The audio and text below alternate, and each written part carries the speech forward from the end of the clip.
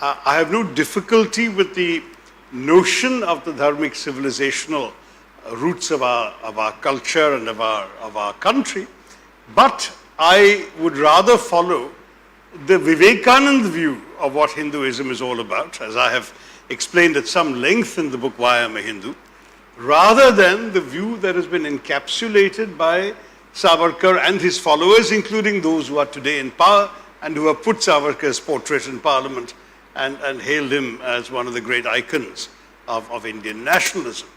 And the reason is that Vivekananda is very clear. He was extremely proud of his Hinduism. But what was he proud of? He celebrated precisely the inclusiveness of the faith. He said, for example, in Chicago, in that famous series of addresses to the World Parliament of Religions in 1893, he said, "I'm proud to speak to you on behalf of a faith that has taught the world not just tolerance but acceptance." It's a sentence I read in my teens and that stayed with me all my life, that I kept thinking about. And the more I thought about it, the more profound it struck me as being, because I went to school like most of us studying that tolerance was a good thing, that tolerance was something that you would, a tolerant king is a good king and so on. You learned that in history class. But in fact, tolerance is a basically patronizing idea. It essentially says, I have the truth, you are in error, but I will generously indulge you in your right to be wrong. That's all that tolerance says.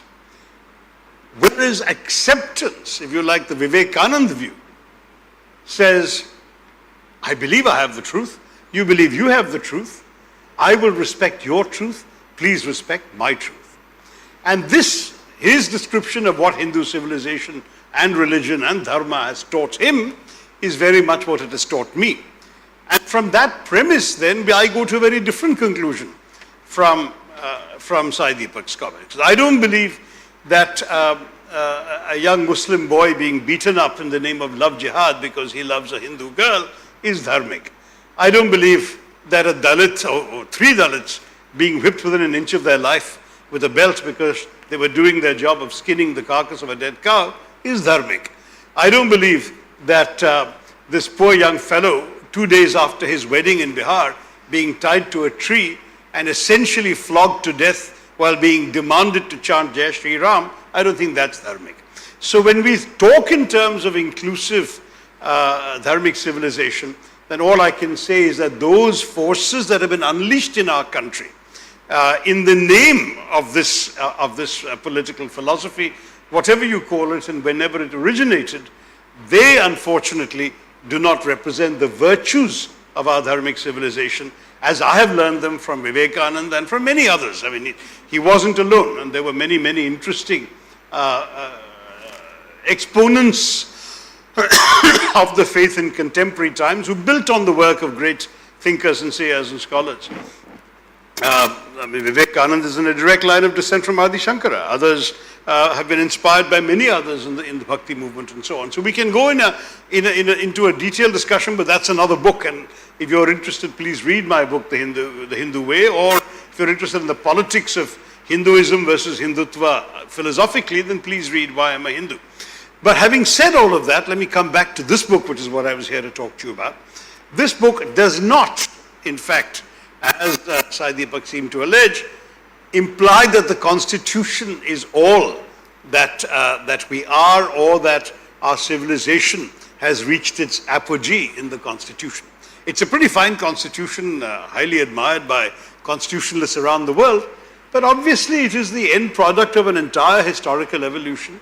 And in our case for millennia, I've forgotten in which book, but I have written that whereas the Italian nationalist Massimo Tapparelli d'Azeglio in the 19th century, when Italy was created out of a mosaic of principalities and statelets, rather famously said, "We have created Italy, now all we need to do is create Italians." And I wrote that we never had an equivalent of such a thought in India's nationalism, because Nehru and all the others around them, if asked, would have said, India as a civilization, as an entity, as a land, as an idea, has always existed. We are merely giving contemporary expression to the longings of Indians. So there's never any need to create Indians. Indians existed. And in fact, in talking about it, I have argued in many of my writings, and it may even be in this book, that this is not particularly a Hindu idea, though I have great reverence for Adharma, because in fact, whereas as scholars like Diana Eck and so on have said that the territorial configuration of India was essentially sanctified by the endless tracks of pilgrimage from one Hindu shrine to another over literally centuries or even thousands of years, and that's perfectly fine.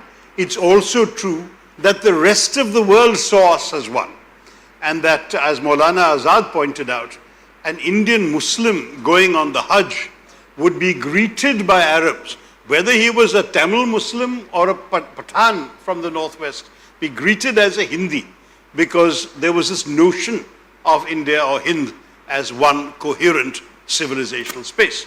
So my argument is that it is very, very much something that we can converge upon. Where I'm parting from what I've just heard is in my insistence that recognizing these civilizational values in legal constitutional form by ensuring the equality of all is indeed fundamental to civic nationalism and is explicitly disavowed by many of the votaries of the kinds of doctrines that Sai Deepak is saying. Now, I must admit that since, like most others, I have also believed that the term Hindutva came with Savarkar's book, The Essentials of Hindutva in 1922, and I'm very happy to discover it's not the case. I have to admit that nobody today espousing Hindutva doctrine has put up any monuments to Chandranath Boshu, whereas Savarkar is very much hailed and recited and presented as the fount of those ideas. And the worry about, of course, Savarkar writing is that he was writing very much at a time when very similar ideas were flourishing in Europe, particularly Italy, Germany, and Portugal and Spain at that time, were caught up in very similar notions of ethnic nationalism. And it was no accident that Savarkar described Hindus as a race.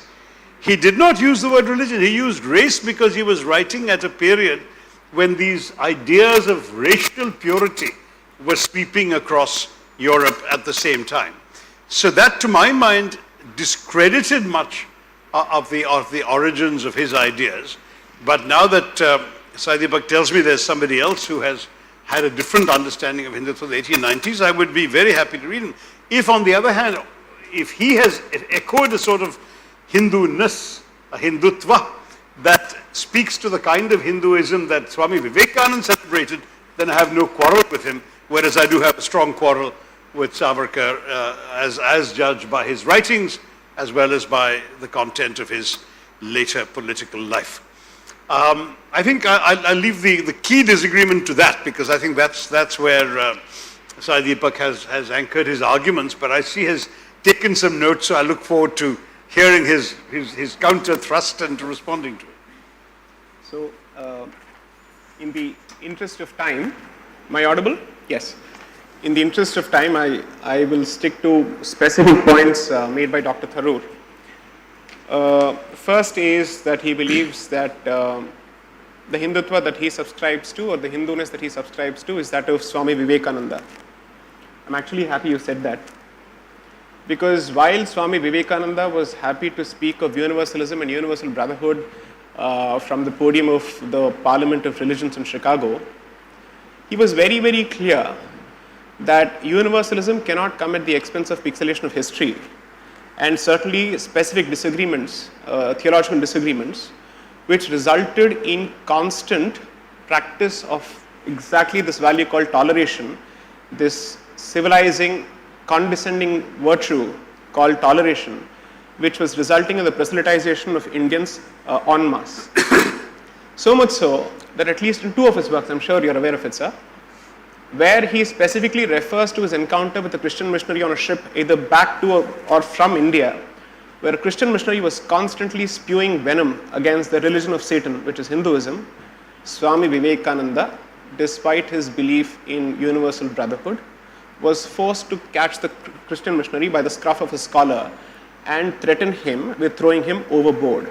If I may say so, that according to me is Hindutva or Hindu resistance in action, which is to say, I'm more than happy to accommodate all your points of view, provided you first stop spewing venom against me in the name of your scripture.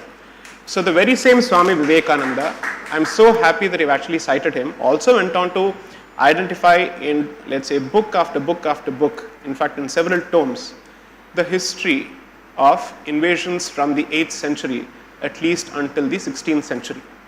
And this is something that he has never pixelated. So the great thing about these stalwarts or civilizational icons is that they were very clear that there is no inconsistency between recognition of the universal character of dharma and what dharmic communities and civilizations have been subjected to in the name of vidharma. Let's not call it adharma, let's call it vidharma. This is something that is starkly missing, and that's exactly what I've pointed in my book, which is to say that there is a filter called coloniality or colonial consciousness, which actively prevents this particular country, and specifically the majority of this country, from accessing specific aspects of its past and putting it in deep slumber in the name of secularism. Because just as you have a problem with, let's say, the concept of tolerance, so to speak, European history, and I'm absolutely sure you're aware of this, is specifically clear about the Christian origins and Christian nature of secularism itself. Such being the case, I think when this particular community stands up and says, I have had enough of secularism and I've had enough of this inclusivity that is specifically telling me forget everything, you keep citing Dalits, you keep citing everybody else, but you don't wish to talk about the treatment of Kashmiri Hindus and the specific causes behind it. You don't wish to talk about what exactly has happened in Bengal immediately after elections from the 2nd of May. You don't wish to talk about, let's say, certain pockets being created in Assam in the name of religion, dare I say. You don't wish to talk about what is, according to me, the longest running insurgency in this country, which is the creation of a crown colony in the northeast, and therefore there is Nagalim for something. Please Google up what they specifically are fighting for. It's Nagalim for, and a religious figure is specifically mentioned. With all these insurgencies going on, surprisingly, it is the Hindu who is the constant subject of scrutiny, whereas everybody else is spared scrutiny and the rod. So therefore the point is, the Hindu has proved herself, not himself, herself, because Sabrimala, herself, to be more than open to reform in every possible way, because way before untouchability was abolished under Article 17 of the Constitution, the temple entry movement was initiated by the Maharaja of Travancore in 1936. That was already done. So several people, inward-looking people, were more than happy, if at all the Dharma Shastras warranted it, they were more than happy to say, we have to move on. So therefore, I'm merely saying that this particular community perhaps doesn't get the credit that it deserves, and it gets, let's say, more scrutiny than it deserves, whereas everybody else is spared scrutiny. That's point number one. Point number two, any concept must be understood, as Dr. Tharoor rightly points out, in historical context. I completely understand, but it should not be divorced from the unique cultural experience and historical experience of any community.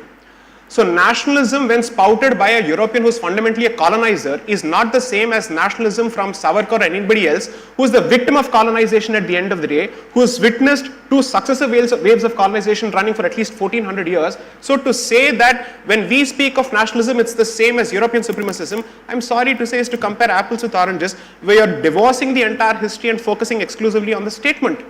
Here, when we speak of nationalism, it is merely a call for throwing off the yoke of colonialism of two kinds. Therefore, this should not be compared with Europeans for the simple reason that you're comparing the victim with the oppressor and the aggressor. That, according to me, there couldn't have been a greater insult to a victimized and a colonized community. That's point number two. And I'll just make one more point, which is Constitution. Of course, it's a fine document, it's a great document, it must be worshipped. Yes, I get all of that. But the point is, Dr. Ambedkar, after having crafted this constitution, during the Nehruvian dispensation, rues the fact that he actually created this constitution because he was seeing it distorted under the Nehruvian dispensation, and he says very clearly that I regret the day that I was given this particular task of having to draft this particular document, because now I realize that a terrible piece of document can be used for the betterment of the people in the hands of good people, but a fantastic piece of document and legal document can be completely misused in the hands of scoundrels.